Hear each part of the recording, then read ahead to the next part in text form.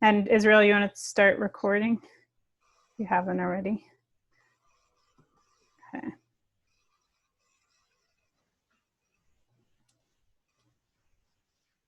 Okay, go ahead.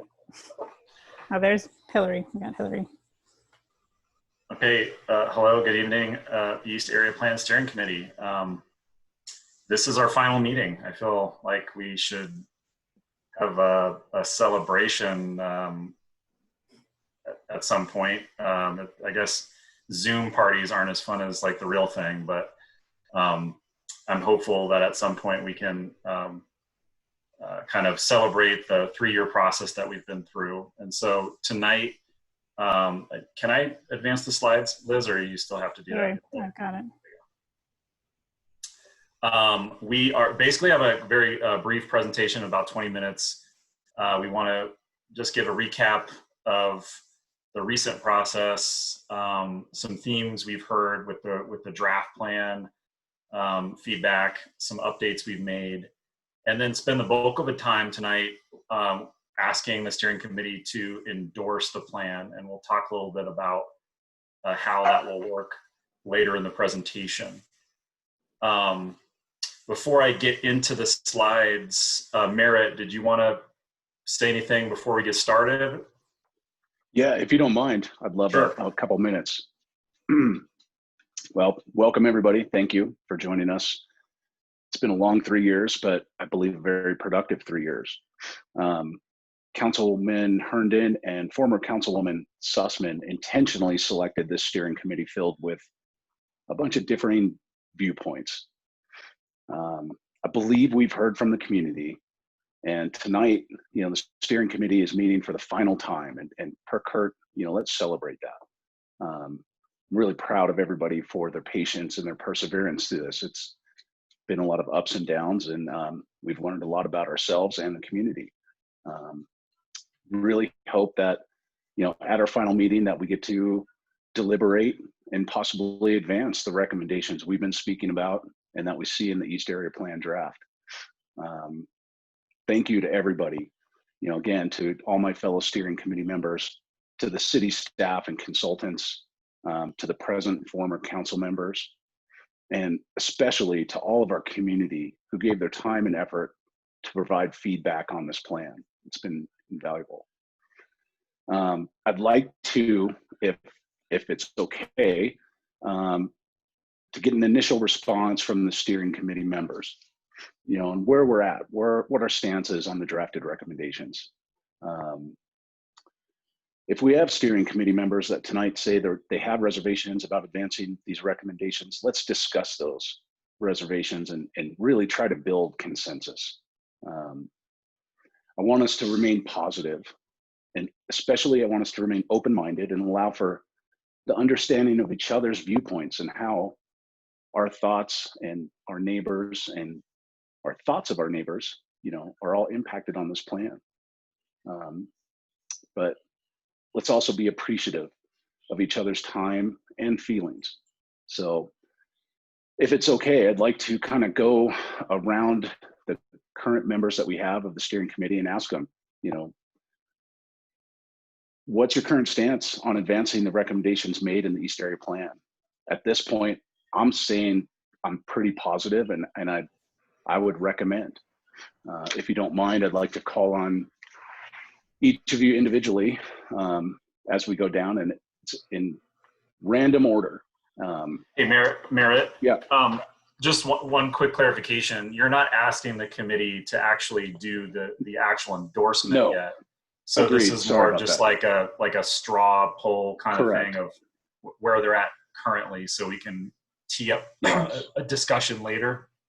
Yes, thank you for clarifying. I wanted to make sure that is the case. I'm not asking for your final decision right now. I don't know if opinions will be changed or whatnot, but I'd like to have that final discussion and be able to talk about this and see where we're at, especially after we do a straw poll. And again, to Kurt's point, this is not our final vote. It's not our final recommendation. And again, I'm just going to call on you randomly. Kurt, Liz, you okay with me going forward with this?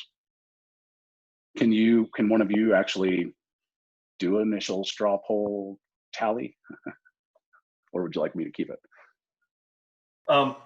Here's a suggestion. I mean, I think it's a helpful thing to do this initial straw poll and then have our discussion.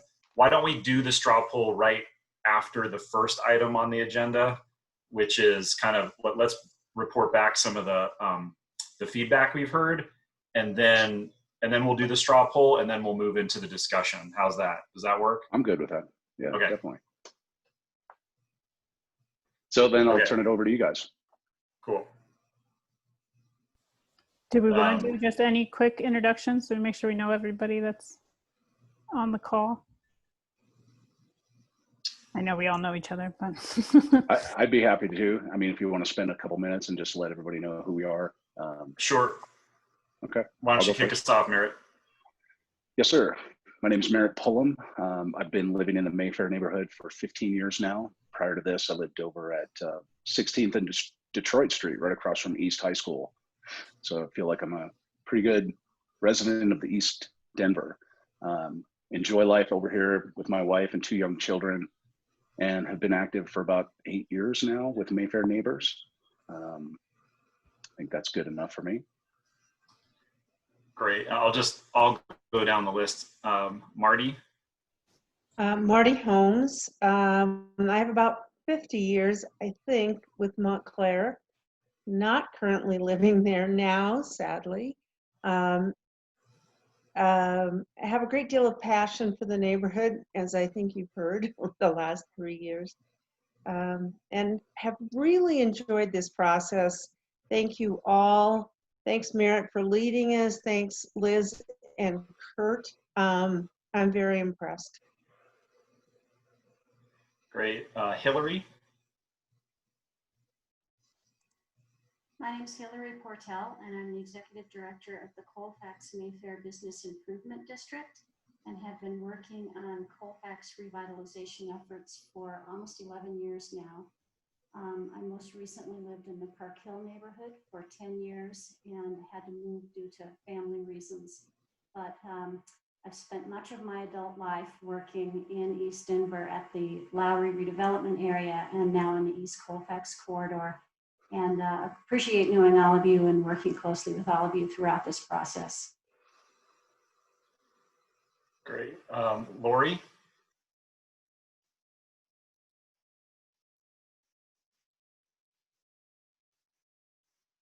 Lori, you're muted if you're trying to talk. It keeps popping in and out. It keeps saying you are muted. So can you hear me now? Yes. Yes. Okay. I am with the Bellevue Hale neighborhood. I've been living in the neighborhood since, well, for 40 years, maybe a little bit longer than that, actually. And I've been involved with the Bellevue Hale neighborhood for probably about 20 of those years. And I wanted to thank the people from the planning department for all of your hard work and commendable work trying to get this project, bring it to fruition. And as you can hear, my dog is thanking you also. And I guess that's really all that I have to say. And thanks to the other members of the committee and to Merritt for chairing the committee and always having an ear available when I needed to talk. Thank you very much to all of you. Great. Mina?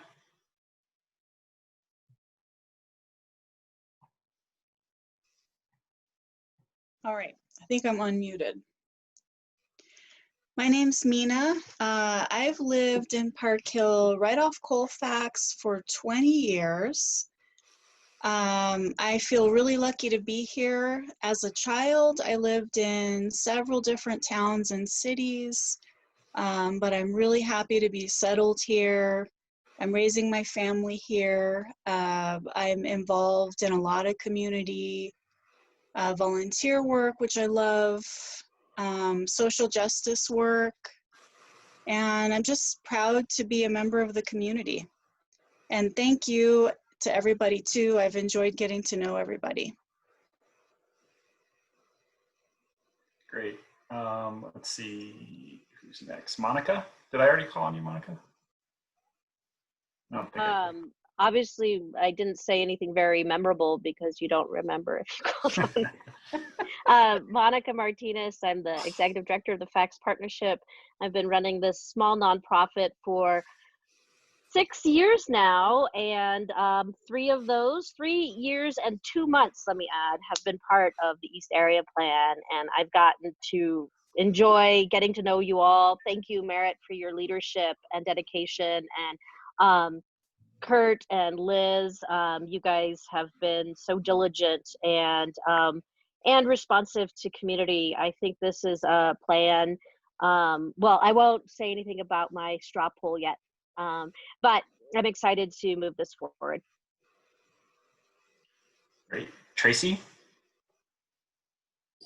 Sure, Tracy McDermott. I have lived in the area, whether between Mayfair or Park Hill, for greater than 20 years and have been heavily involved in my Park Hill neighborhood for more than the last 14, and that's all I have. Great. Tom? This is Tom Meyer, and I've been on the committee since the beginning. I've lived in East Denver for most of my life since we moved here in 1960. And that's about it. Thanks for everybody. Great. And did I miss any steering committee members?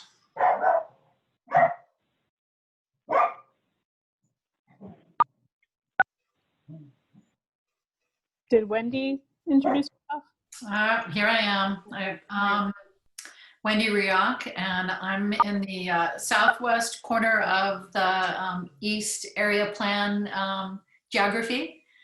I'm on the Hilltop, Cranmer Park Hilltop Civic Association board, and really have enjoyed, getting to know the rest of the East area in such intimate detail. And the other board members, it's been a great experience. And want to also thank Merritt and Liz and Kurt for all of their support for the steering committee over the past almost 3 years now. And I've been in my house here in the neighborhood for 20 years since I moved here from Florida. And so I'm, fairly deeply ingrained, love my neighborhood, love this part of Denver, and yet as a military brat, I'm also very sensitive to folks who are new to Denver and consider them just as worthy of their input in the plan as well. So thanks everybody for being involved, and I look forward to the discussion. Great. Thanks, Wendy. And I also see Joyanne from Councilwoman Sawyer's office. Do you want to introduce yourself, Joyanne?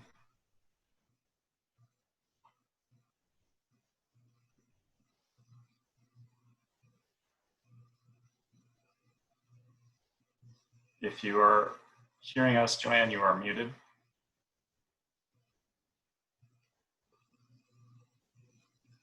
Okay. Let's see. We will go ahead and get started with the meeting and the presentation portion of the meeting. I see we have a few members from the community on the call, which is great. Thank you for participating and observing the meeting. I just want to reiterate something that we put when we were notifying people of this meeting. Because this is the final meeting and the purpose of this meeting is deliberation, discussion, and endorsement from the steering committee, we're not taking public comments at this meeting. Similar to previous meetings we've had at the steering committee, although all of our steering committee meetings are open to the public to observe. There'll be a recording of this meeting also available on the website. We're going to use our time tonight to have a discussion of the steering committee. This won't be the last opportunity in the process to participate. If you're a community member and you want to provide feedback, There are still multiple public hearings in the process, and we'll provide some information at the end of the meeting tonight on how you can still provide input as we move forward. So with that, we will get into the presentation. So as you all know very well, we've been at this for 3 years, over 3 years now. If you recall, we were initially set out with a charge of 18 months on the most optimistic time frame, or 24 months if we had to extend. And obviously we've gone well past that deadline. And the main reason for that is we got requests from the community to provide more opportunities to provide input and more opportunities to do outreach so that more people knew about the project and were able to participate. And so because we knew that many community members were asking for those that additional time based on good faith, and we've had a lot of great participation during this extension period, I think we were happy that we slowed down and took additional time to hear from people, because I think it made the end product much better than it would have been otherwise. So as I mentioned before, and we'll put this back up at the end of the presentation tonight, but we have planning board scheduled for a public hearing on October 7th, and then city council scheduled for another public hearing a month later after that on November 9th. So I think we can go to the next slide. So if you can tell by the outdated font colors and no project logo, this slide was from our very first meeting before we had any of that stuff figured out. And we went over kind of your role as committee members, and we thought it might be good to dust this one off and remind everyone what we were charged to do. So as Merritt mentioned, the former council members appointed all of you, and the purpose of forming your group was to help advise us on outreach, on process, helping us spread the word through your networks. And all of you did a commendable job and a commendable effort helping on that task. And helping relay a lot of the information. Not everyone obviously has the time or the just the ability to meet monthly and volunteer hours of their time on something like this. And so helping spread the word and communicating some of these complicated ideas to the general public has also been something that we're very grateful that many of you have helped with. Helping us obviously develop the planned content and the ideas, and then ultimately making a recommendation, which is where we're at tonight.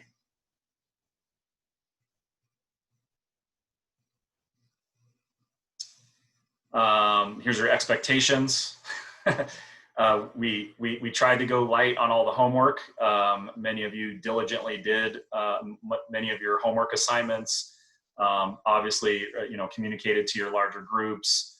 Many of you wrote newsletter articles in your R&O newsletters, shared everything on social media, attended community meetings.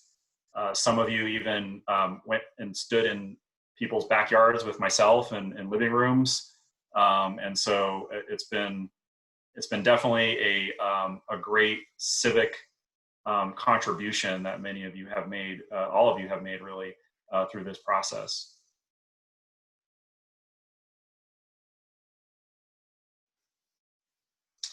And then before we get into some of these, I'll just say one more thing about kind of the role of the steering committee is, if you remember, many of you were appointed intentionally to try to represent different points of view and come at this idea of developing a long-term vision for the East area from different perspectives. So we have obviously representatives on the steering committee that represent the business improvement districts and business organizations, as well as representatives from neighborhood groups. And the idea with that was to try to find a common ground and try to find consensus, knowing that there would be different viewpoints and differences of opinions. But the goal of putting people with different points of view on a committee, again, was to try to find a compromise and a middle ground and a consensus across various viewpoints. So that remains our charge as we deliberate and come up with a recommendation tonight. So on the engagement of the actual draft plan, we've had it open online. We've had 2 virtual open houses for office hours, many emails and phone calls during this period. We've engaged with different organizations and gotten some formal feedback, such as the East Colfax Community Collective, the Denver East Neighborhoods First Group, Mayfair Business Improvement District, and other organizations, the Facts Partnership, and incorporated all of that feedback into the draft. We've had 2 meetings with the planning board. That's culminated in over 550 participants, and this is just on the giant draft plan document. So generally, in my experience, 15 years doing city planning, you do not have that level of engagement of hundreds and hundreds of people taking the time to look through the finished product of a plan and provide comments and constructive feedback on the details.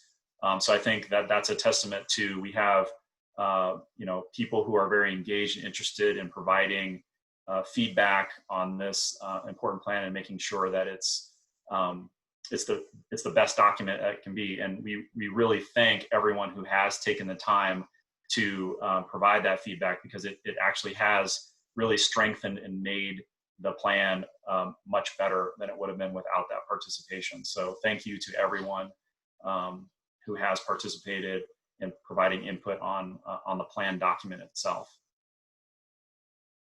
And all of that information, as is noted here, is up on our website.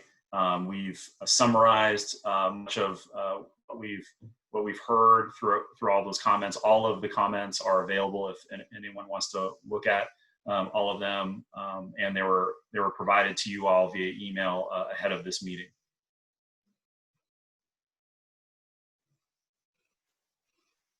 And I think I'll turn it over to Liz to kind of walk through a summary of kind of what we've heard from this last round of community feedback.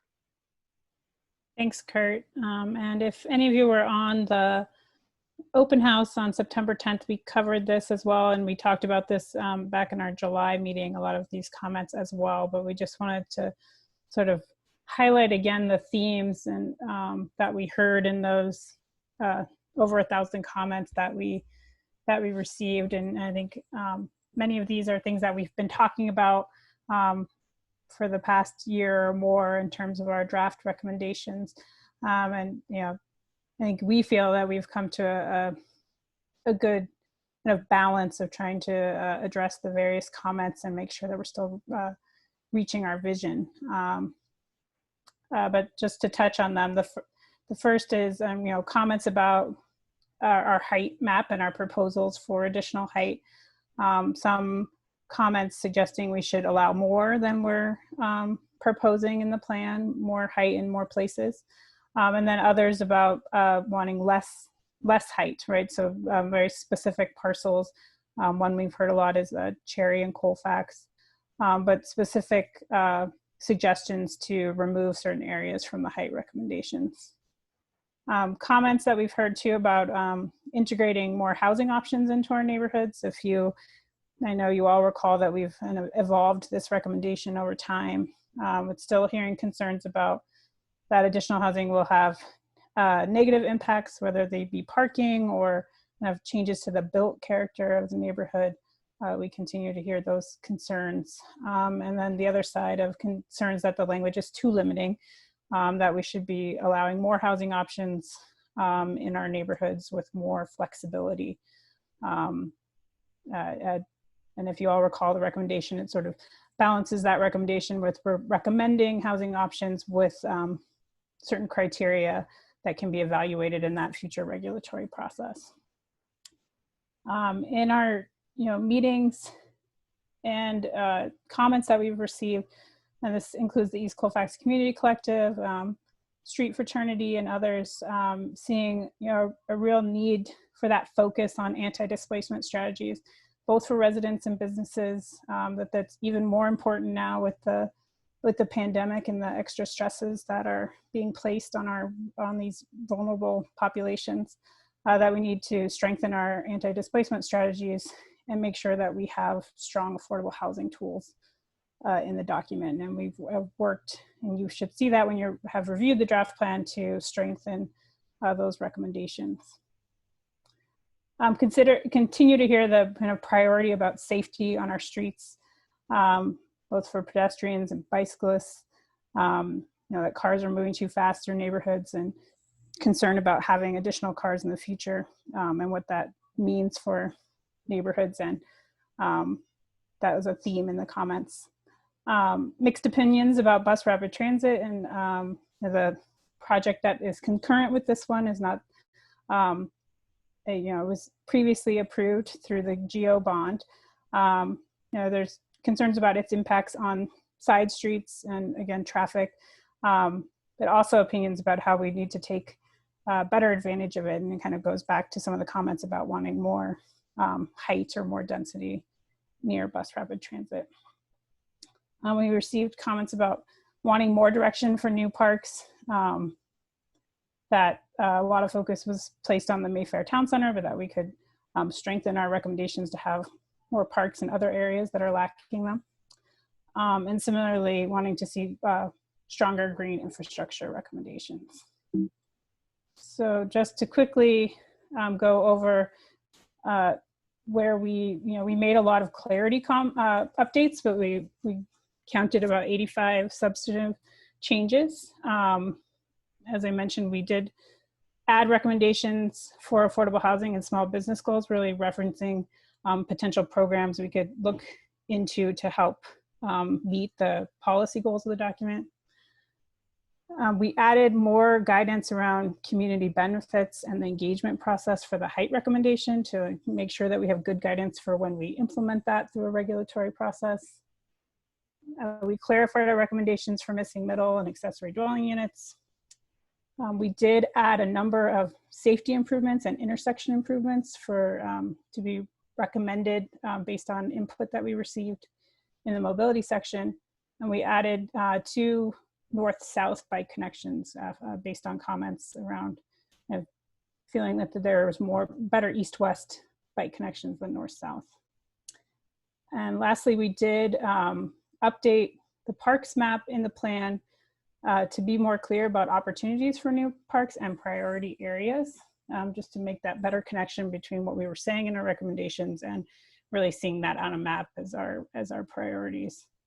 We clarified language around historic parkways to make sure that it's clear, while we do want to see better mobility connections there, that we want to make sure we respect the character of the parkways themselves.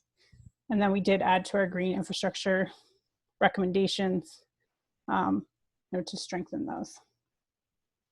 And as I mentioned, we did make some clarity changes, and those can continue to be made up until City Council. So if there's confusing language or a typo of some sort, then we can make those changes as well.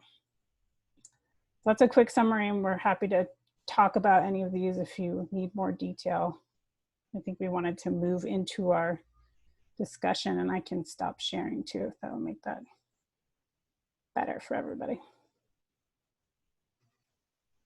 So Merritt, if you want to just go down the list, what I would recommend, because we do want to save time for the actual discussion ahead of the formal endorsement, what I would recommend is, if you want to do a straw poll, people shouldn't elaborate and talk about, why they're in a position, we can save all that for a discussion. It should just be kind of a yay or a nay at this point, and then we'll move forward to the discussion. Excellent. Yeah, I had, please hold your comments and questions regarding your answer until everyone has had a chance to answer. So I was trying to be prepared, but thank you for letting me have this opportunity. I feel like it's important to see where everybody's at the beginning. So what I would like is a yay or nay, basically. And I'll start with myself. I like where we're at, and I'm going to go positive at this point. I'll go right down the list I have written down. Hillary. I'm very comfortable. I'm a yay. Monica. Yes, I'm a yay. Okay. Tracy. No comment at this time. Okay, thank you. Wendy.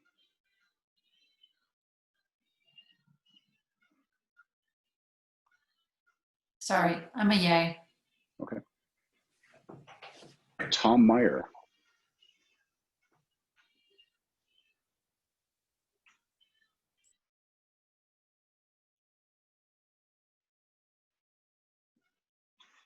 I can't hear you, Tom, if you're making a response. Okay, yeah, I had a little mixed up here. I'm reservedly yes. Okay. Lori.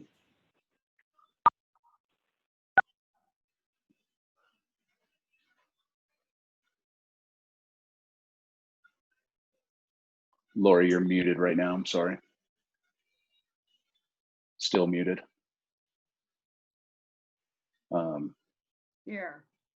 There you go. Okay. I am a yay. I do have a qualification later on. Okay, very good. Marty. I'm a yay. Mina.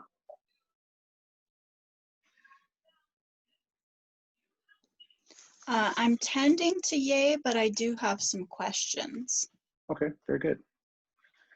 I don't have anybody else on my list that's present on this call. So again, that's not our final vote. I'm glad that some of you have questions, and I really wanted to explore those. And again, I would like everybody to have an open mind when others are talking, allow that understanding of each other's viewpoints, be appreciative of their time as well. We're all volunteers. Let's have a great discussion about this, and let's try to remain positive if we can. Kurt or Liz, I'm going to let you go forward with what you had on leading the discussion. Sure, great. So as I mentioned before, our goal was to get to a consensus on this committee. I think we've said at the meeting number one, this question came up, is do we have to have a consensus? And no, we don't have to have a consensus. That's just our goal. Obviously, you can't force a consensus, especially among a group with different viewpoints. So that's kind of what we want to work towards tonight. And so how I would recommend trying to find consensus is for committee members who still have some questions or reservations about the plan. Now would be the time to discuss any changes you would like to see in the plan to be able to get your support, or any clarifications or questions that we can help answer to be able to get your support on the plan if you're not sure yet. So I would just lay it out as that's kind of the charge for the discussion tonight. And with that, I don't have any other sort of rules or guidelines to follow. Yeah, go ahead, Merritt. Okay. I know that I've spoken to many of the steering committee members via email or on the phone, and thank you again for your time. I know some people were really questioning the ADU topic, as well as group living. And I know group living is a hot topic right now in Denver. Unfortunately, I look at Nextdoor too much, her and my wife. But I read a lot of the group living stuff, and I know people are wondering if that's related to this plan. And do you mind answering that question for me first? And could we have put things into the plan, or does that stand on its own? Yeah, it's a good question. The plan is not making a recommendation about group living. And Liz, jump in here to add to anything that I'm saying that's wrong, or I haven't clarified enough on this question. But group living, for those of you who do not know what that is there's a regulatory project that's citywide that's going on right now. It's kind of it's on hold right now. But the question of that regulatory project is defining how many unrelated people can live in one dwelling unit. And there's some other things, there's some other questions that they're answering as well. And so this regulatory project came up, I think, maybe year 3 as we are in this process. We were definitely halfway through the process. We had already drafted our recommendations when that regulatory project started going. And so we don't have anything specifically about group living. We're not making recommendations about group living. We're coordinating with that team. We understand the discussion about the different issues around group living. Liz, is there anything I should add to that? I think just making that distinction, I think this plan certainly recommends more diverse housing options and making sure that we support, living options that work for people. But it's not a regulatory project. That is it's kind of the next step that happens after a plan, right? It's the writing the regulations, and it's really going into a lot of detail about topics that we have not talked about, like residential care and community corrections. But it's a regulatory project. This is at a policy level, which is at a much higher level than the details in that plan. But it is another a project that is seeking to help solve some of our housing issues in the city. So but it's very distinct from the East Area Plan and being kind of a citywide zoning project. Thank you. Tracy, Mina, Tom, I would call on the three of you, one of you first. Would one of you like to step forward and say something first? Sure. Merritt, this is Tracy. Can you hear me? Yes, I can. Okay, thank you. So, I represent a large group of people. I've spoken to many, many residents about this plan up along the Colfax corridor, and in these 2 hours, we'll be deciding a crucial part of the future of 30,000 neighbors. We already know we have the ability to welcome new residents with the current zoning that's in place. I have multiple questions, so I'm going to read these out at once and we can deal with them piece by piece. So the first thing that I have been asked to ask this committee is how many of this steering committee has read this entire draft along with the 17 supporting documents? And Merritt, they would like to see a show of hands of steering committees have read this entire plan and then again the 17 subsequent documents. You're the chair, so I will leave it up to you. Yeah, I will volunteer that I've read the document multiple times. Would I be fluent to be able to answer every specific question on it? And like a legal type of standpoint, no. The 17 subsequent sub-documents, I would have to see a list of all of those to confirm that I've read all of those. Do you want me to read them off? If you'd like. Sure. Blueprint Denver, Comprehensive Plan 2020, Housing and Inclusive Denver, Game Plan for a Healthy Denver, Age Matters Action Plan, Denver Food Vision, Vision Zero Action Plan, Denver Moves, Bicycle Strategic Parking Plan, the Strategic Transportation Plan, the 80 by 50 Climate Action Plan, the Climate Adaptation Plan, Jumpstart Living Streets, Action Plan Affordable Housing, Operating Plan Housing Investment, Sanitary Sewer Master Plan, and the Storm Drainage Master Plan. Those would be the 17 documents. Okay, thank you. Wow, that was great that you had that right away. I appreciate that because it's important that we know what question you're truly asking. No, I am not familiar with all 17 subsequent documents related to the East Area Plan. Have I read all 17? No. May I ask, Tracy, in your opinion, the importance of reading those 17 documents, as well as, you know, being very well versed in the East? Well, I think Sure. being versed in the East Area Plan is necessary, but each of these documents work off of the other. That's why they're important, and that's why the residents are feeling they want to know from the steering committee if they understand all of these plans. They've read them, comprehended them, and they have come into their decision tonight for this East Area Plan. So I'm going to recommend, just for the sake of time tonight, that we try to focus the discussion on the plan document itself. And so if there are changes that we should be making to the plan document or questions about the plan document, that's where I think we should focus the discussion tonight to be able to get through the agenda tonight. So Kurt, for clarity, are you denying the citizens' request for a vote from the steering committees if they have read the entire East Area Plan and these other documents that lead up to the East Area Plan? What I'm suggesting is that what we should focus on is what our charge is tonight, is whether or not to endorse the plan draft, or okay, so Kurt, endorse the plan draft with changes. So that's where I would suggest. Now, if other steering committee members think we should focus on these sort of related plans, then that's fine. But that's my suggestion. well, they can answer, have they read the entire plan document? I've already answered. Tracy, may I ask No, I you heard the question? you, Have yes, you read? I have read this several times in both drafts. Okay.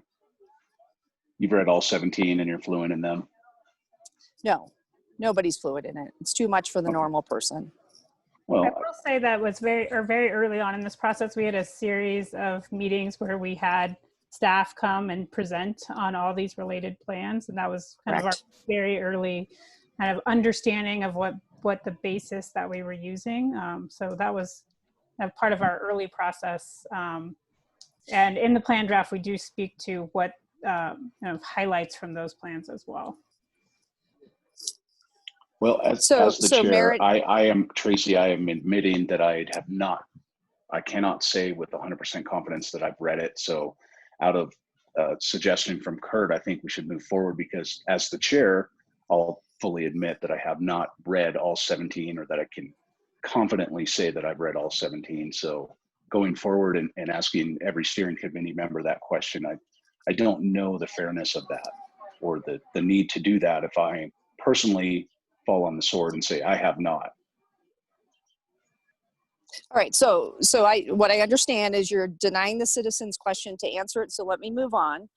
My neighbors have asked this question, and I'm gonna read these questions in subsequent order that I've been asked, and then this will be part of the discussion, I would hope.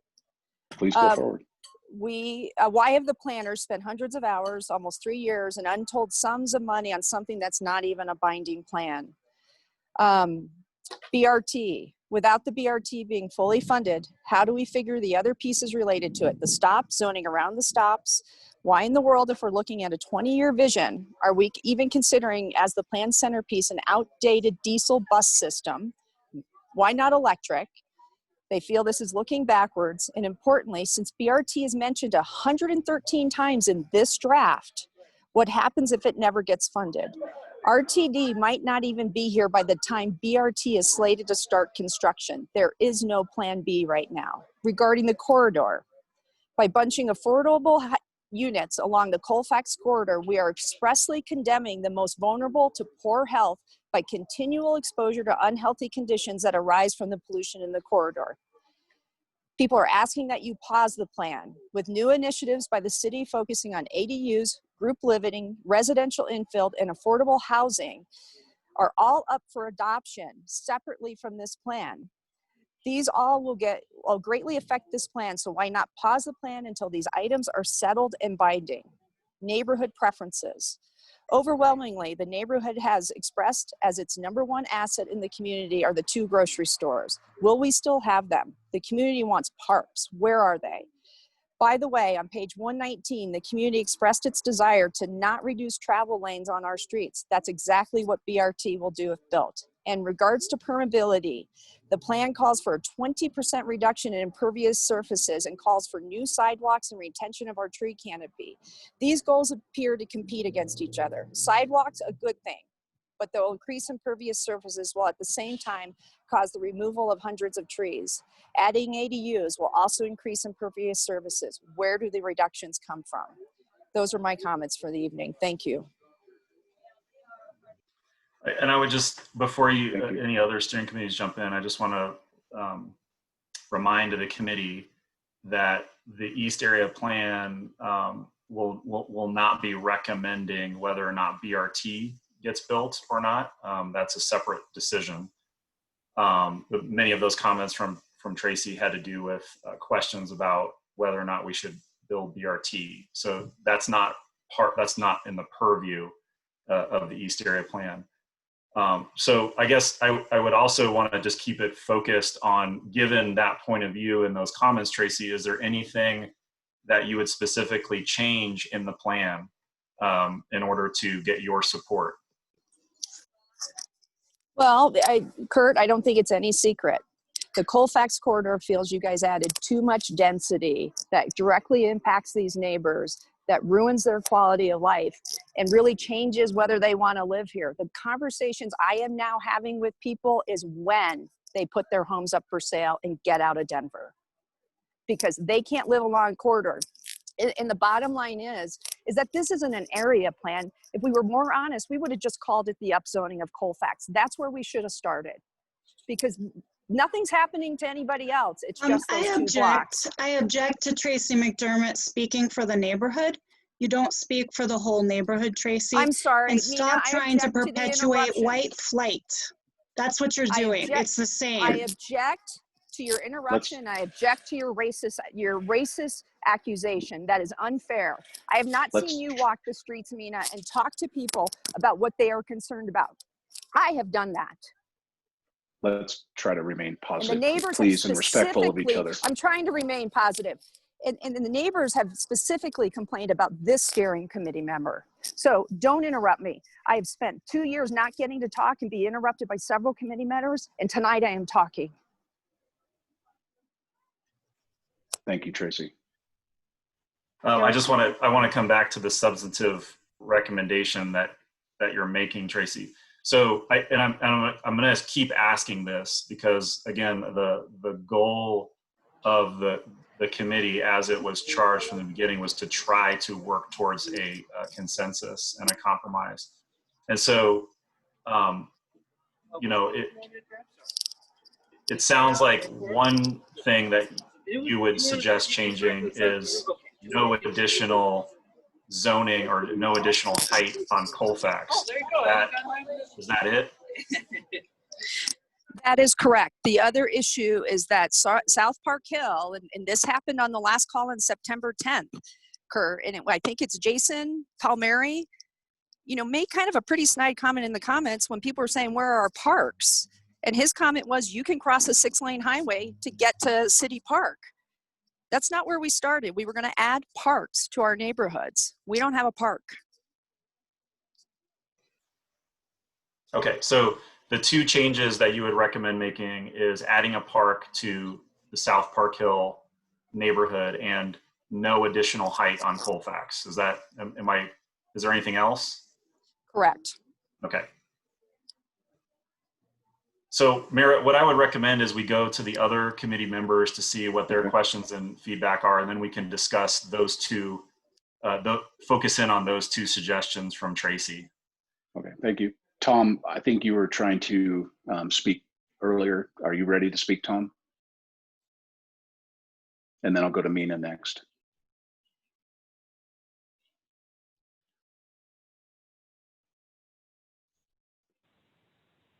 Okay. Now I can hear you. Go ahead. I hadn't tried to speak earlier, but we want a little more time for for input from the neighborhood. As far as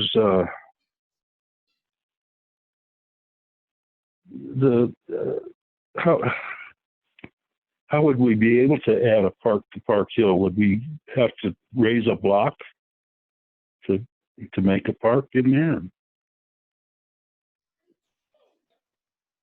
Yeah, I guess Tom, what I would suggest is, that sort of recommendation from Tracy, that as well as the height recommendation, I think we'll come back to those.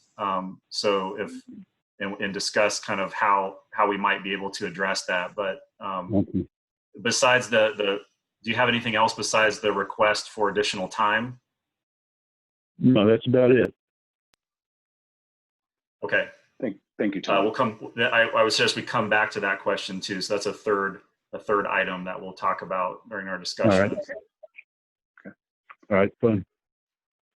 Thank you, Tom. Mina, are you ready to speak?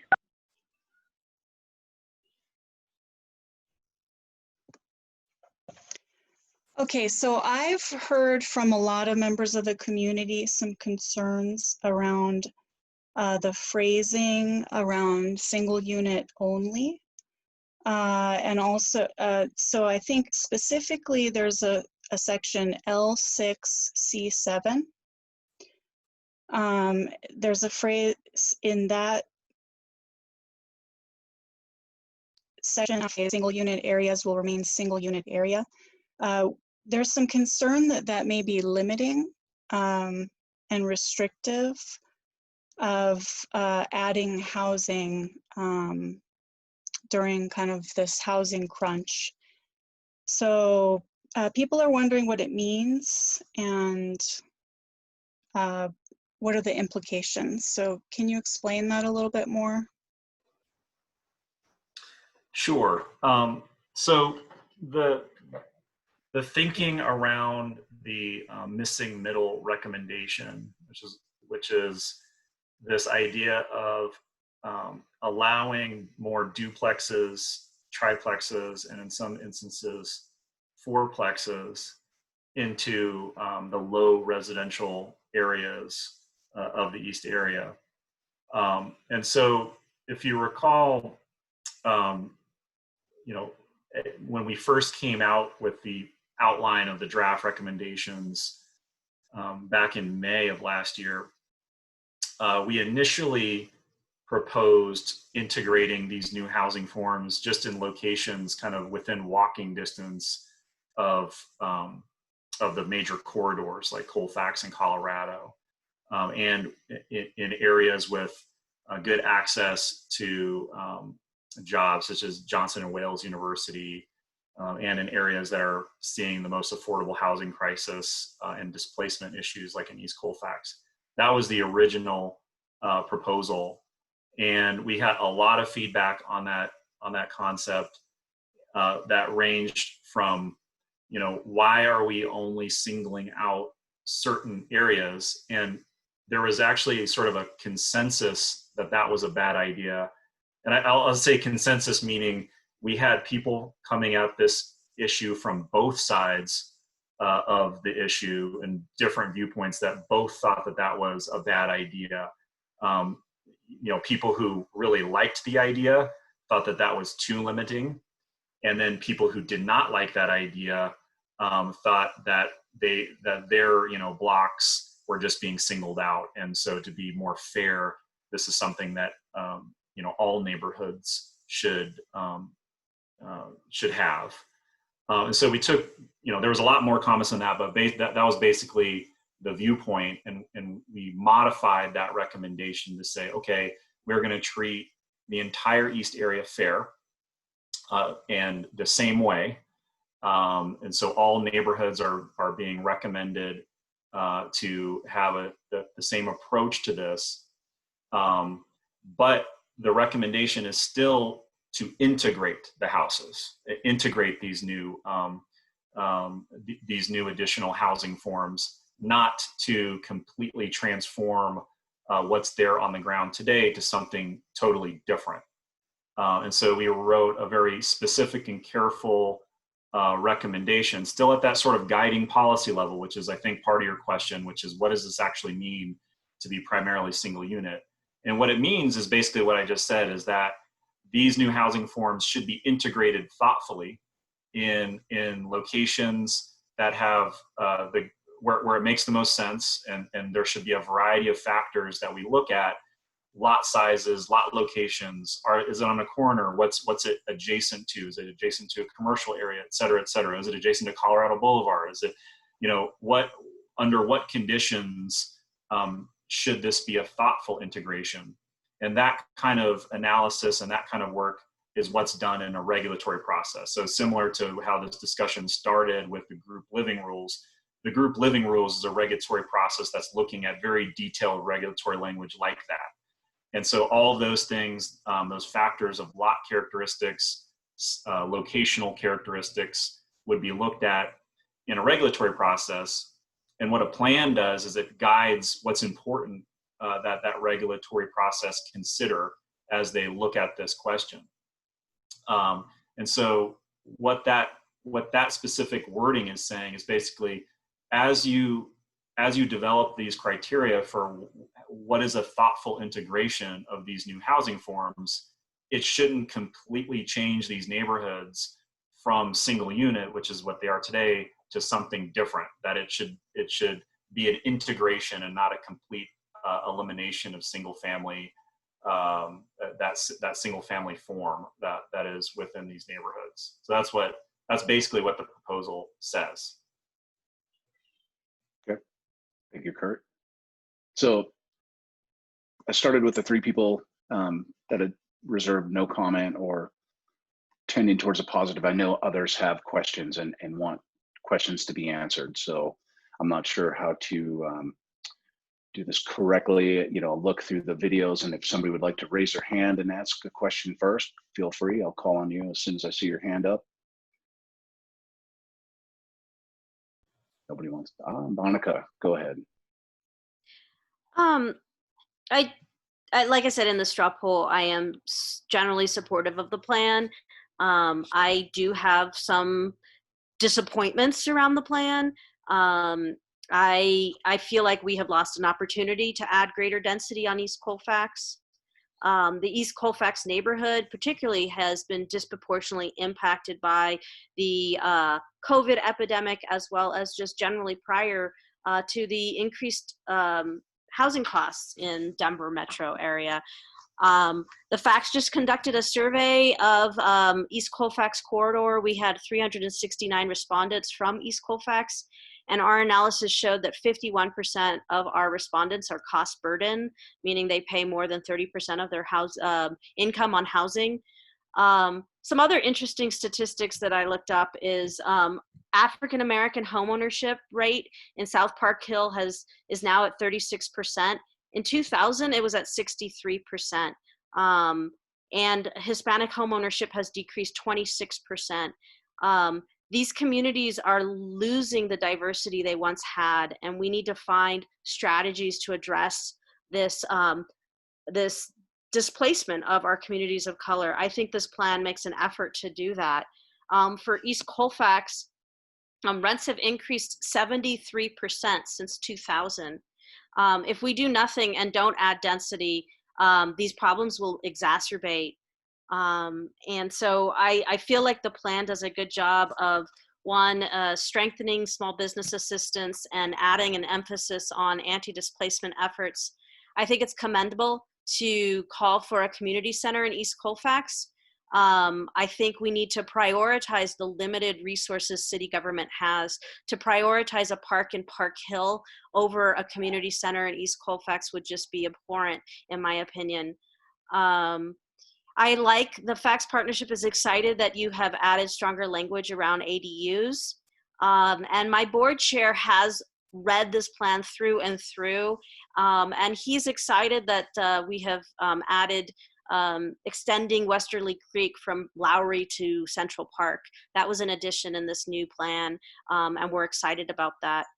My comments about the BRT, even without the BRT, East Colfax is the highest utilized transit line in the metro area. It's 22,000 daily riders, at least prior to COVID. Obviously, COVID has a major impact on RTD, but nevertheless, the future of transit, or the future of getting around, is public transit. And so we have to have a plan that anticipates that, with or without the BRT. I agree with Tracy. Let's make it electrified, but the technology will be resolved when we do implement it. I'm upset that some of the higher density has been removed in this draft over the May draft, and I talked to Liz about that. I think the market should decide if lots are too shallow, but I recognize this is a balancing effort. But I would like to see 5 stories at Verbena and Valencia. The other concern I have about the plan is how often it references funding, financial tools, investment, financial support. I think that adds the expectation from community that this is a funding document, and we could have significant disappointment on the part of community if they think that the adoption of this plan is going to result in massive increases in funding, especially given that the city of Denver is anticipating a $190 million budget deficit in 2021. I think that there needs to be more caveated language around the funding. I want to see more funding, obviously, but I think it's a little irresponsible to sort of suggest that there could be a significant funding when we are anticipating, diminished budgets for at least the next couple of years. I think those are all my comments. Yes, and I think just lastly, I would say I like how there is mention of jobs and the need for increased employment. East Colfax neighborhood is primarily a service sector employment, and so that also has been disproportionately impacted by COVID. And so I'm excited to get to implementation. I know that some groups in the community have called for postponements or delays, and I think I've heard that some groups are doing that as of today, even calling for delays. And I would say the East Colfax community does not have time to wait. We need implementation to start now, because we have this window to help preserve the ability for our diverse populations to remain in this community. And I think this planning document would help us realize that. So I'm supportive of the plan and moving it forward. Thank you. Thank you, Monica. Kurt, Liz, do you have any comments to that? Yeah, I mean, I think I would just say, this is something that we have also struggled with, is in terms of does a plan commit the city budget, right? And this is a question that's come up multiple times that we've had to correct people that know adoption of a plan, it's a guide. It's not committing the city's budget for the next 20 years. But if you recall, I mean, I think planning has evolved, at least definitely, over the past 20 years or so, to not only leave it at just the outcomes and the goals and the vision, which is kind of what some plans in the past did, but actually laying out at least some thought and some research and some strategies on how we actually achieve that vision. And so, yes, there is a reference to different ways that we might achieve some of these goals, and we do talk about financial tools and funding tools, but we are careful to say these are recommendations. Really, everything in the document is a recommendation. This is an advisory document, and it's saying that we understand that not all of these ideas can be funded through the normal channels, such as requesting them through the annual budget of the city. And so there is some creative thinking on different additional tools that should be considered as a way to help implement some of these ideas, and not just say, okay, at the next budget, all of these things are going to be solved, right? Because people, you have a great point, Monica, there's going to be a lot of disappointment if that's what the takeaway is. So. Thank you, Kurt. I'm going to just go right down the list that I see in order of the video. Hillary, are you ready would you like to make any comments or ask any questions? No, here's what's on my mind. This is the most comprehensive, thorough, inclusive process I've ever been involved in. I think it's a thoughtful plan that balances diverse interests. The fact that none of us is getting everything we want, it is demonstrative of that effort to balance interests. Number two, we have to remember this is a policy document that informs subsequent regulatory changes. So none of us are getting the detail we would like at this stage of the game, because the zoning and the policies and the additional tools that are needed are not developed yet. So it is incumbent upon all of us to stay engaged and to have a voice in how those policies are put together and how they might make sense in the East area. In terms of building heights on the Colfax corridor, I'm very comfortable with what I see as an incremental, sustainable development strategy for the commercial properties along Colfax. It includes attention and support for building renovations, small-scale development for the many smaller lots on Colfax, and transit-oriented development near busy transit stations where it should be.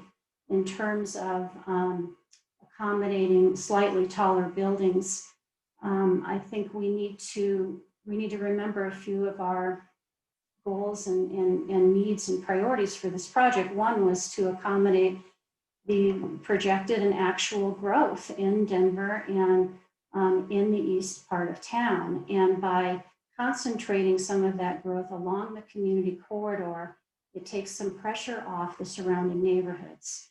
Number two, we have a desperate need for affordable housing, as Monica just pointed out, for many, many groups in our community, including the people working at retail stores and restaurants and other service jobs up and down the Colfax corridor.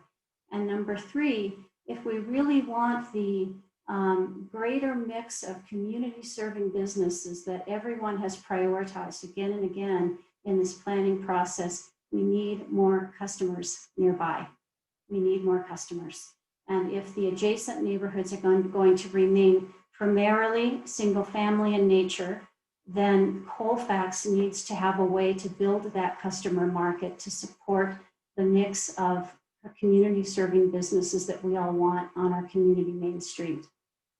And then the last thing I want to point out is I really believe this plan and the regulatory tools that it recommends are critical for the economic recovery of the Colfax corridor. You know, I remember 9 years ago feeling like this and seeing what was going on Colfax during the last big recession. And what happened in the duration of that recession is that many older buildings got demolished. Large national chains and drive-throughs got built, single-story buildings, and we lost our local, a certain percentage of our local businesses. If we do nothing, and if we do nothing in the next 12 or 18 months, the same pattern will repeat itself because we haven't changed the rules, okay? If we don't change the zoning on Colfax, if we don't instill an adaptive reuse policy, we will lose our buildings with character. We will not have affordable housing or any residential development, and we'll end up with more chains.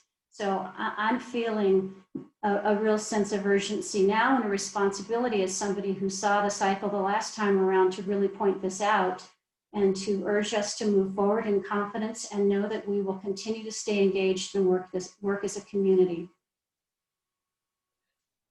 Thank you, Hillary. Do you have any numbers on how many businesses we may have already lost in 2020? In my area, it's just a couple so far. We're doing everything we can to support local business with local, state, and federal assistance, technical training, looking at different ways they can utilize and share their space, outdoor patios, outdoor heaters, you know. And I want to thank all of you for being loyal customers and for supporting our local folks through, which is frankly the worst thing they've ever faced for many of them. Thank you for that information and that feedback. Let's see. Let's call on Marty. Do you have anything you'd like to share, ask, comment on? I will pass along that I think Montclair has two concerns at this point. One is traffic and parking, and the other is the fact that they would like to see more green space. I appreciate everyone else's comments, and I think they've echoed many of mine. Excellent. Thank you for sharing that. Lori, would you be willing, ready, able, want to make a comment, question?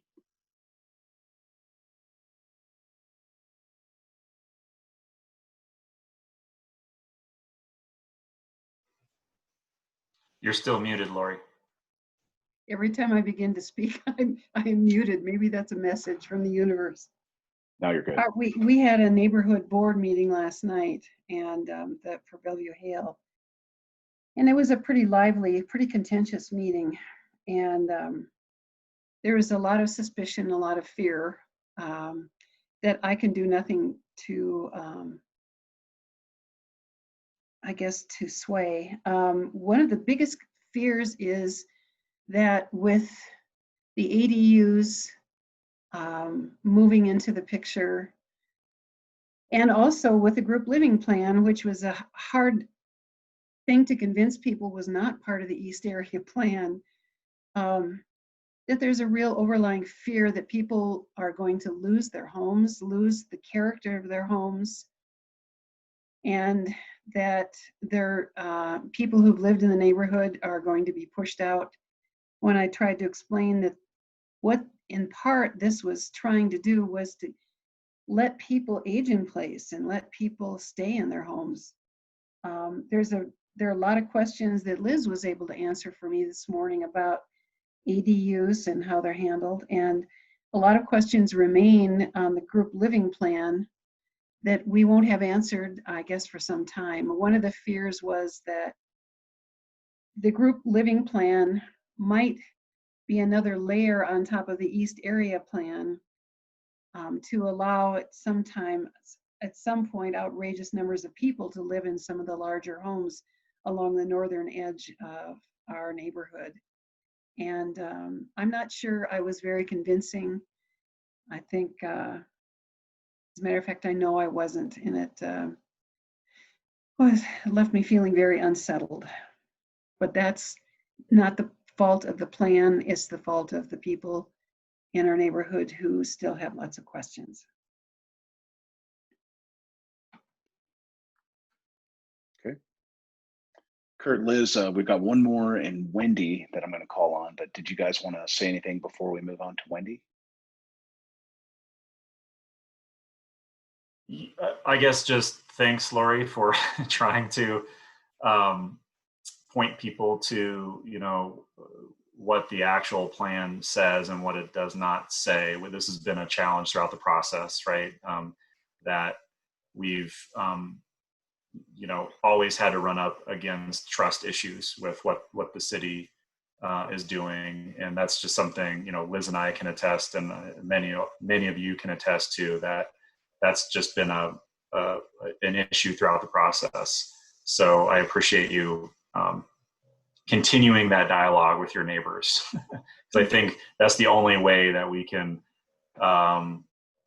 help that is just to have an honest conversation with people. So.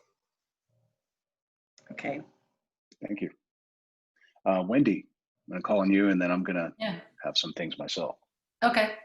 So, and I think Kurt just touched on something that I've experienced too. I think there's a lot of expectation about the plan that the plan can't meet. What it does is it's a guideline. It's a big vision document. It's a guideline for getting things done in the city, and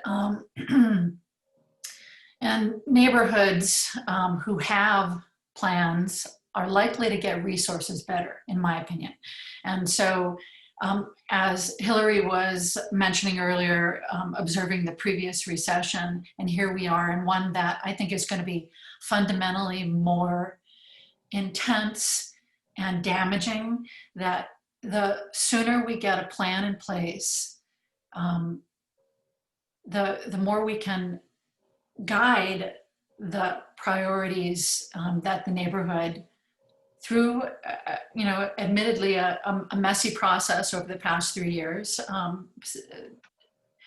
can get them in place and get them to the neighborhood sooner. Things like park improvements, bond expenditures, traffic mitigation implementation, all of these things, the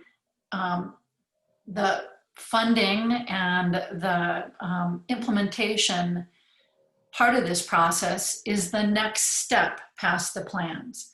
And I think that's something that we need to remember. This is a guiding document.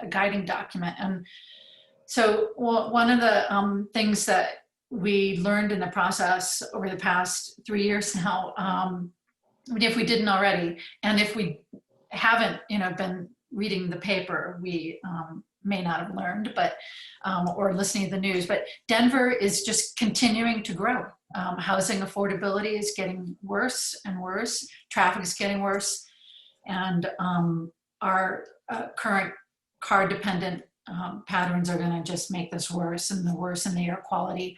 And unless we do something different, this is all going to just continue. Blueprint Denver directs some of the growth. The game plan directs some of the park philosophy, and thankfully much more equity. Much of that growth that the Blueprint Denver directs, the new homes, the jobs, the services, are directed to community corridors like Colfax and Colorado Boulevard, and community centers like the Mayfair Town Center. As a community, we either have a plan that attempts to direct growth in a strategic way, or we can do nothing and just let growth happen to us. And I don't think that's what we want to do, honestly. I mean, all of the input that we've received, the community is interested and wants to work together to direct this. And I think we need to move forward with it.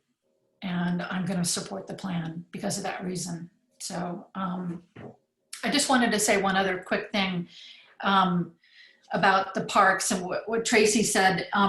South Park Hill is such a tough nut to crack because it's chock full of homes. There's really not a sort of logical opportunity like there was in Hilltop in the early part of the neighborhood's development, when there was a dump, the Robinson Brickyard. People were dumping things there, and that's how a park was identified. The neighborhood got together and said, let's turn this into a park. There's really not, I don't see a place for that in South Park Hill, except for now maybe with Johnson and Wales. So maybe that's an opportunity to find some funding in 2A or some of the other bond projects, and to identify a park. And I do understand the equity issue that that was raised earlier, and we need to be sensitive to that. But I know parks are really important to neighborhoods, and want to advocate for that. So I think I've spent enough time telling you my view. I just think we ought to move this forward so we can start progressing and not pedaling in place. So thanks. Thanks, Wendy. And then Merritt, I don't know if you noticed, but we did have another steering committee member join us, Yoal. So I think Yoal, if you're, it looks like you're at the protest right now, but if you want to chime in to share any feedback or comments you have before we move to the next thing on our discussion. You're muted, Yoal.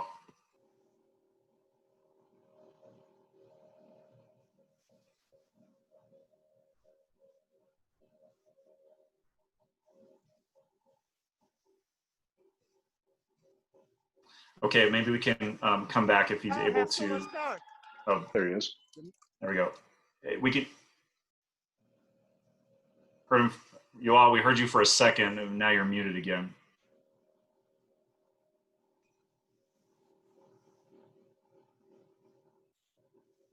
Okay, well, we could come back to him. So here's how I would suggest moving forward with the endorsement tonight, Merritt.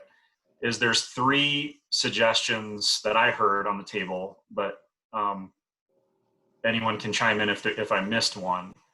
And I would take each one of those separately. There's a recommendation to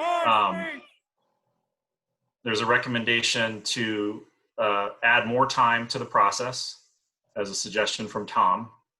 There's a suggestion to change the park recommendations for South Park Hill from Tracy, and a suggestion to not have any height increases along Colfax. So, and that's the third.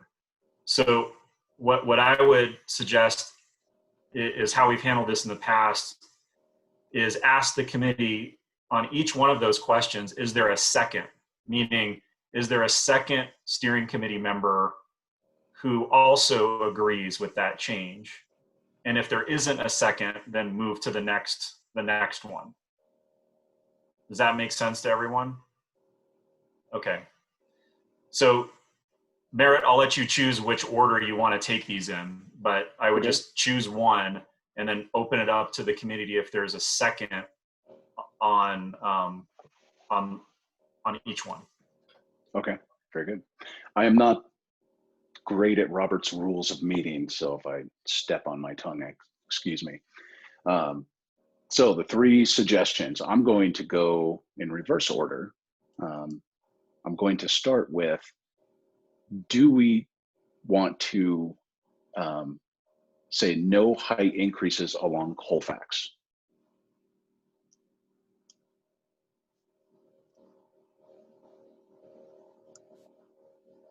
So the question would be, is there anyone to second that suggestion by Tracy?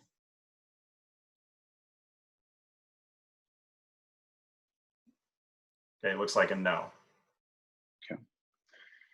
Is there someone that would like to second the second recommendation of changing to the park recommendations for South Park Hill?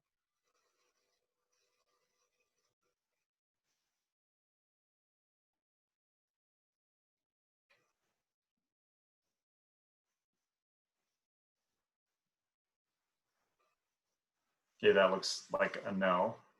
Okay. The last one, is there a second to extend or add more time to the East Area Plan draft process? I would second that. Okay. So now I would suggest, since there is a second, you would open up that question for a discussion on the merits of the extension. And so you could go back to Tom to further explain why he thinks that extension is something he's suggesting. There's some contention amongst the different neighborhoods. And it needs to be resolved as much as possible. And there are some in the East Colfax area who believe that they haven't had enough say in the process.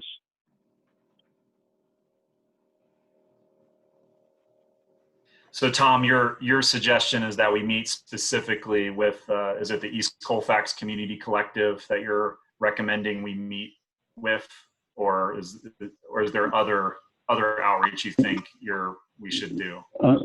I'm sure that they will ask you after tomorrow.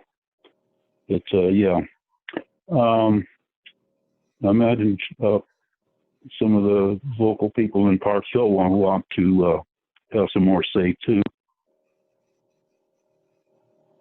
Kurt and Liz, could you run down the efforts that you and your consultants have made to engage with the East Colfax Community Collective and the Park Hill neighborhood?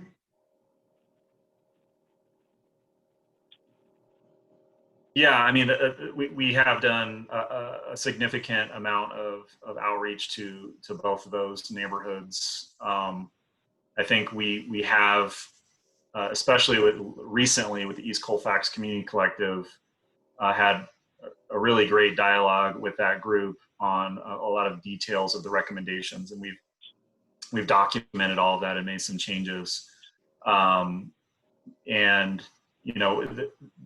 so yeah, I mean, it's a fair point that Tom is making. I mean, but I think from our perspective as staff, a couple of things. One is,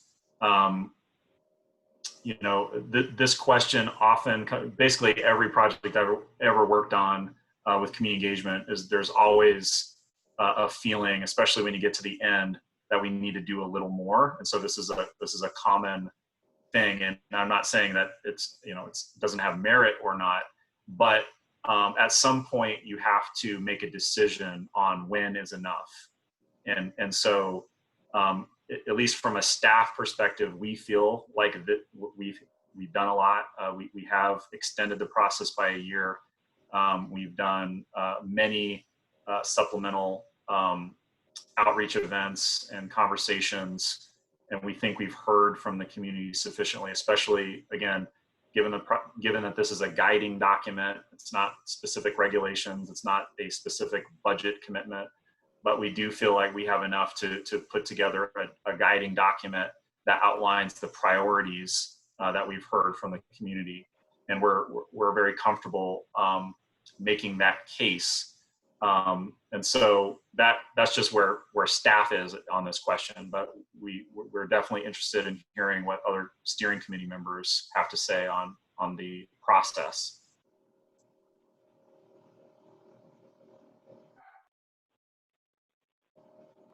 I don't know if you see merit. I quickly looked at sort of my calendar, and not to make it all about me, but I've attended about 24 East area meetings over the past 3 years. Monthly steering committee meetings, a lot of the community events. So I tallied it up to about 24 meetings over the 3-year period. So I think you have done an admirable job to continue to get input over this past year. We extended the period. As you reminded us, we started with an 18-month timeline, and it's now double that.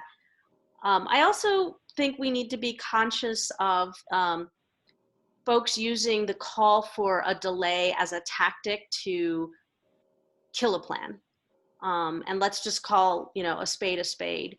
If groups are saying we need more time, but they are also vehemently against the plan, we need to recognize that. And so there's an inability to accommodate.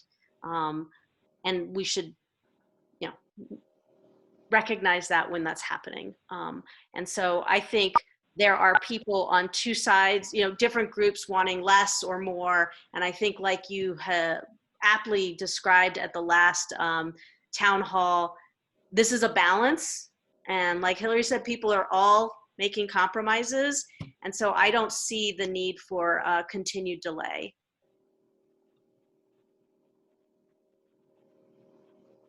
Tom, are you raising your hand? Is that what I see, the icon? I am. This is Marty. I'm seconding that. I think there is confusion. I think change is difficult for many people. I think there is confusion about the fact that this is a planning document. Change is going to happen. I think we are, as has been said, we're in a much better position if we attempt to plan for that. Yeah, I think that, Yes, Tom, go ahead.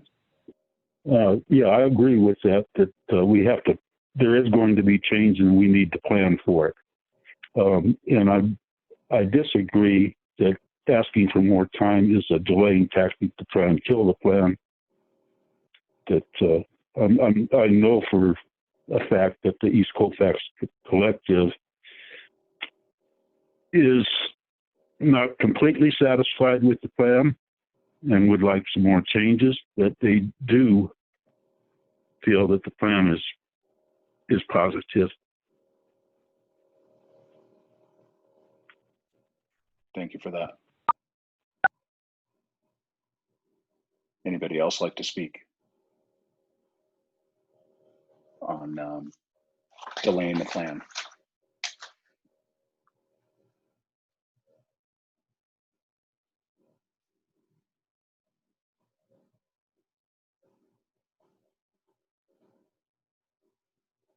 Okay.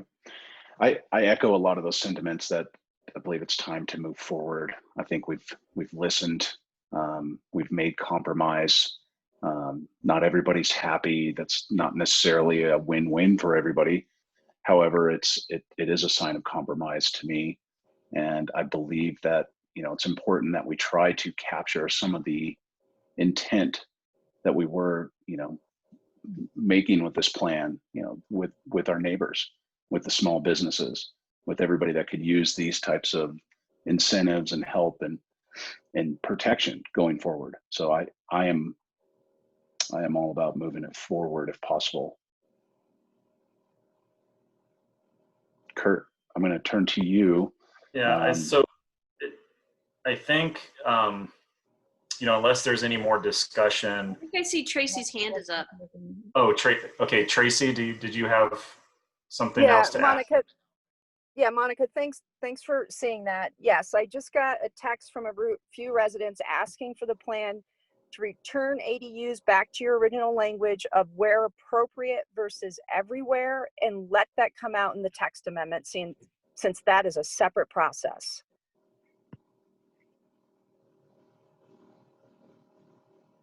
Okay, is there anyone on the committee that wants to second that suggestion?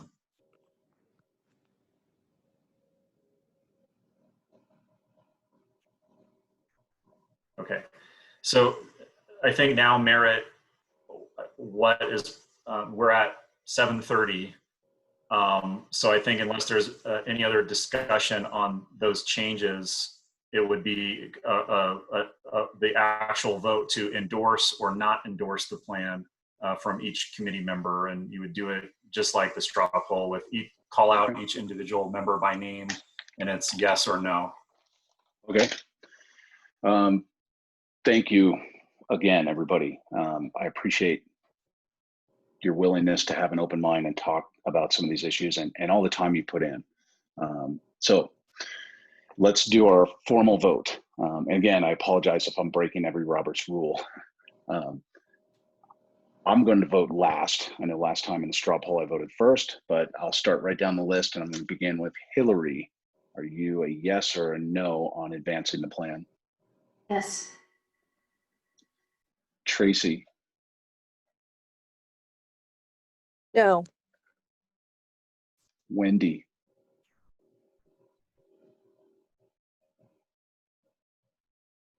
Yes. Mina?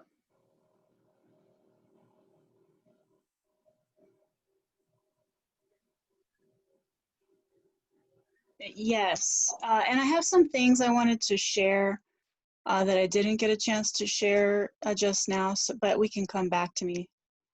Okay. Monica? Yes. Tom Meyer? Yes. Marty? Yes. Lori? Yes, and I was asked to clarify that my vote is my individual vote to move forward and is not a representation of my board for the Bellevue Hale community, if you'll accept that. I will. So my answer is yes. Thank you. I know Yuval was on the call a while ago. I don't see him again in the panelist list, and I apologize if I didn't see the hands raised icon earlier, but I don't see any right now, and my vote would be a yes to advance the plan. So I have a total of 8 yes and 1 no to advance the East Area Plan.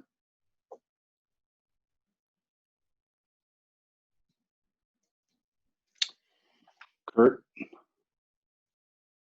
did you have anything you needed to say? I know Mina wanted to bring up a point, Yeah, but I wanted to turn to Mina, you or Liz first. Go ahead, Mina. Thank you. So I just wanted to say that my main concerns right now, and they have been for the last few years, are income inequality and segregation.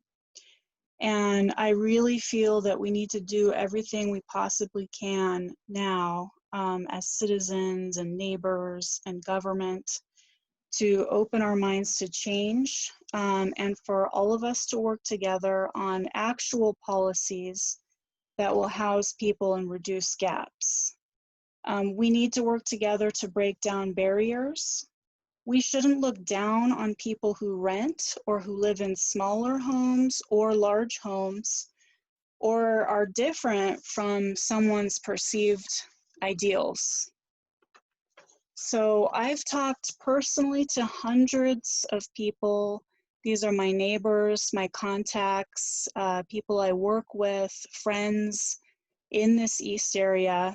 And that's why I support the vision of this 20-year plan. I think the plan does provide more housing varieties and units and change transportation needs and patterns.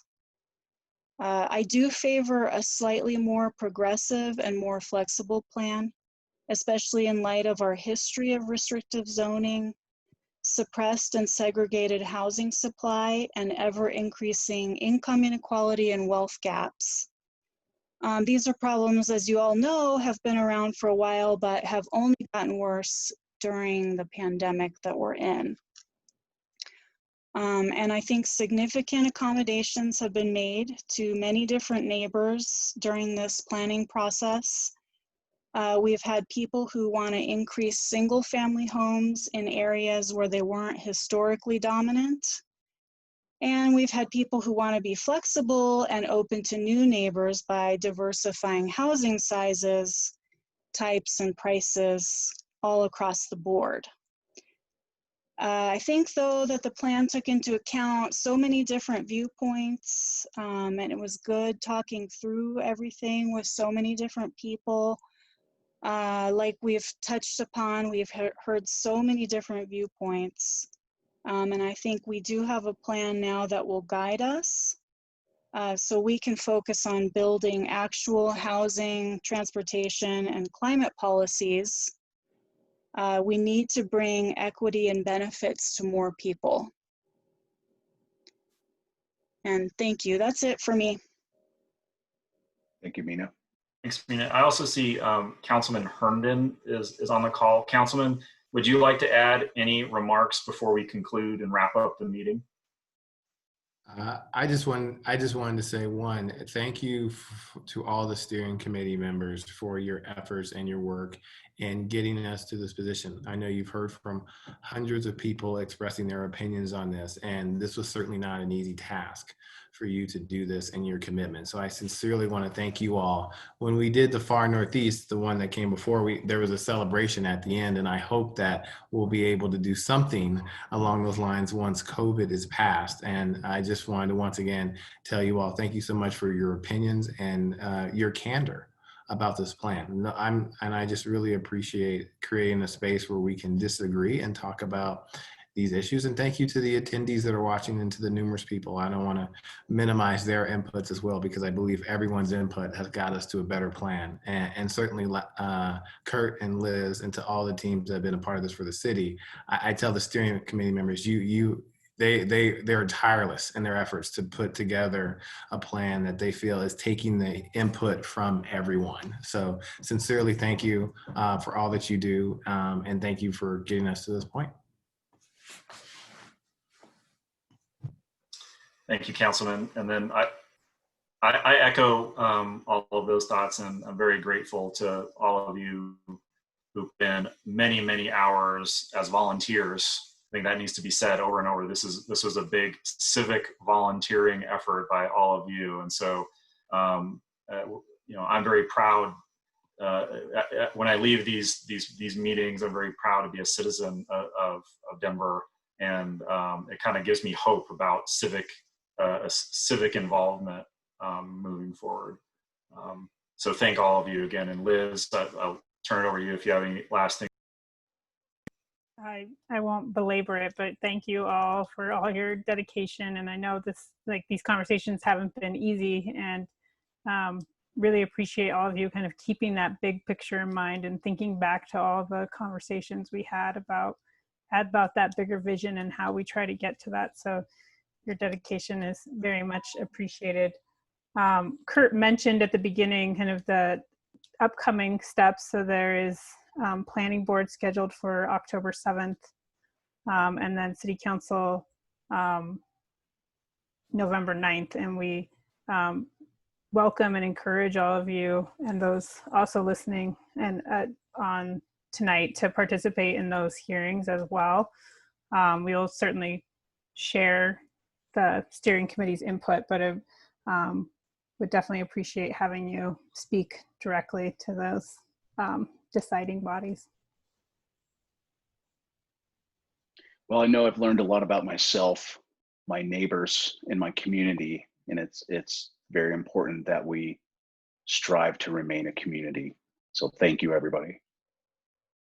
I'll just say I always envisioned having everyone over to my house for a drink, and when this was passed, and so just consider it a rain check, everybody. And I just want to end with, you know, Tracy, I really valued your opinions, and I know I can be strident, and I think you can too. And I really appreciated the honesty that you brought to it, this conversation. And I hope, I know I can sometimes be strong in my opinions, and I just want to say I do that from a place of compassion and care, and this community deserves the best, and I think this plan is getting there. So champagne on me in 2021. Well, Monica, I would like to say I appreciate your comments, and I do. And the one thing that's been bothersome for me, and it happened this evening, is the accusations of racism, which you've never done. You've at least let me state what needed to be stated, and I appreciate that, and I wish you well.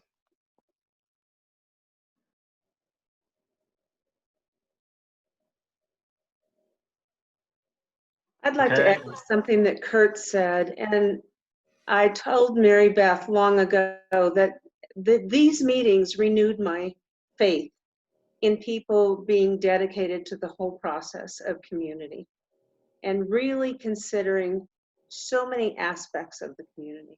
It's been a great experience. Not always easy.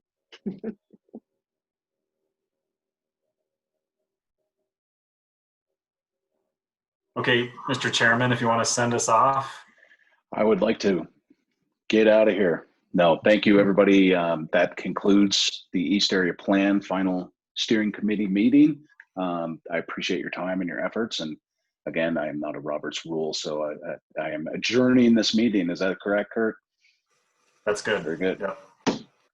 Thank you, guys. Everyone. Thank you. Be well. Go Nuggets. Go Nuggets.